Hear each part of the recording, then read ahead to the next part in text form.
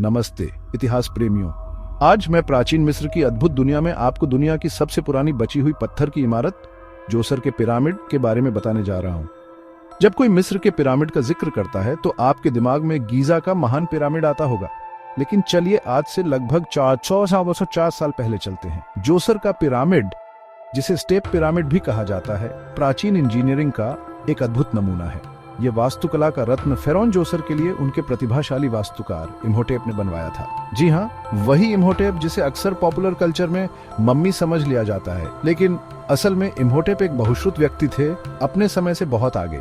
Djoser का pyramid Saqqara कब्रिस्तान में स्थित है और ये पारंपरिक मिट्टी की ईंटों से बने मस्तबा से विशाल पत्थर की संरचनाओं की ओर एक अभूतपूर्व छलांग थी।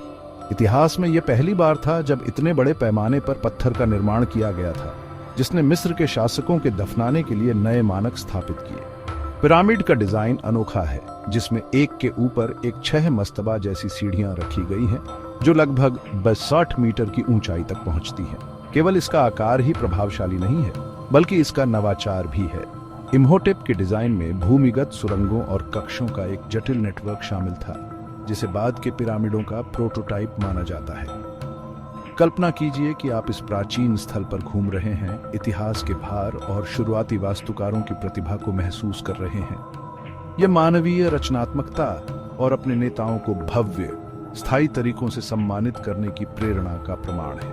इसलिए अगली बार जब आप मिस्र के पिरामिडों के बारे में सोचें, तो जोसर के पिरामिड को याद रखें। यह सिर्फ एक अवशेष नहीं है, बल्कि मानव उपलब्धि का एक प्रतीक है, जिसने आगे आने वाले सभी अजूबों का मार्ग प्रशस्त किया। देखने के लिए धन्यवाद। अगर आपको यह ऐतिहासिक जानकारी पसंद आई हो तो और भी ऐसी दिलचस्प कहानियों के लिए लाइक और सब्सक्राइब करना न भूलें। अगली बार मिलते हैं।